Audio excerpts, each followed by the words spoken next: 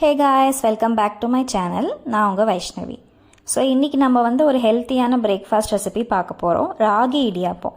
So நார்மலாக நம்ம இட்லி தோசை அந்த மாதிரி செய்யாமல் இந்த மாதிரி கொஞ்சம் ஹெல்த்தியாக ராகி கம்பு அந்த மாதிரி சாப்பிடும்போது உடம்புக்கு நல்லது. நான் எப்படி பண்ணுறதுன்னு சொல்கிறேன். ராகி இடியாப்பமும் தேங்காய் பாலுக்கு தேங்காய் எடுத்திருக்கேன். அதுக்கப்புறம் லைட்டாக ஒரு அரை கப்பு மட்டும் தண்ணி விட்டுக்கோங்க. ரொம்ப தண்ணி விட வேண்டாம், இல்லைனா நமக்கு தண்ணியாக போயிடும். ஸோ அதை அரைச்சி தனியாக வச்சுக்கோங்க. இந்த மாதிரி வடிகட்டி தனியாக வச்சுக்கோங்க.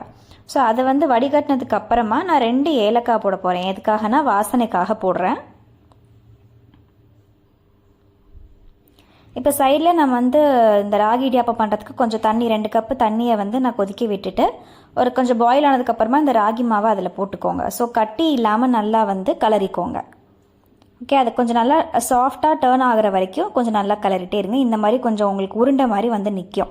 ஸோ அப்போ தான் நம்ம அதை வந்து அந்த ஆப்ப குழலில் வந்து போட்டு நம்ம எடுக்க முடியும். ஸோ இது போடுறதுக்கு முன்னாடி நான் நெய் விட்டுருக்கேன். நீங்கள் வேணால் என்ன வேணாலும் சேர்த்துக்கலாம்.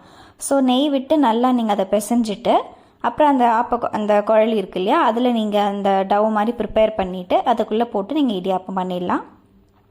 நான் இட்லி தட்டிலே தான் வைக்கிறேன். இட்லி தட்டில் நான் நெய் விட்டுருக்கேன். முன்னாடி சில பேர் எண்ணெய் வைப்பாங்க, நான் நெய் டேஸ்ட்டாக இருக்கும்னு வச்சுருக்கேன். ஸோ இந்த மாதிரி நீங்கள் காலையில் இடியாப்பம் இந்த மாதிரி செஞ்சு பாருங்கள். நான் 3 தட்டு பண்ணியிருக்கேன்.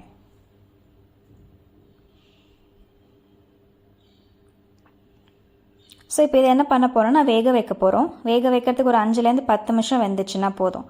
ஸோ சைடில் இந்த தேங்காய் பாலுக்கு வந்து நான் ஏலக்காய் சேர்த்துட்டு நீங்கள் சர்க்கரை இல்லைன்னா வெல்லம் ரெண்டுத்தில் எது வேணாலும் சேர்த்துக்கலாம். நான் இதில் வந்து வெல்லம் எடுத்திருக்கேன். வெல்லம் எடுக்கும்போது நல்ல டேஸ்ட்டாக இருக்கும். ஸோ இப்போ வந்து இடியாப்பம் ரெடி ஆகிடுச்சு. நல்ல சுட சுட இருக்குது. ஸோ இது நீங்கள் வந்து காலையில் பிரேக்ஃபாஸ்ட்டுக்கு இந்த மாதிரி செஞ்சு சாப்பிட்லாம், இல்லை நைட்டு டின்னருக்கு கூட இந்த மாதிரி செஞ்சு சாப்பிட்லாம். இந்த ரெசிபி கண்டிப்பாக வீட்டில் ட்ரை பண்ணி பாருங்கள். உங்களுக்கு பிடிச்சதுன்னா மறக்காமல் லைக் பண்ணுங்கள், கமெண்ட் பண்ணுங்கள். அந்த சேனலுக்கு நீங்கள் புதுசு அப்படின்னா மறக்காமல் சப்ஸ்கிரைப் பண்ணுங்கள்.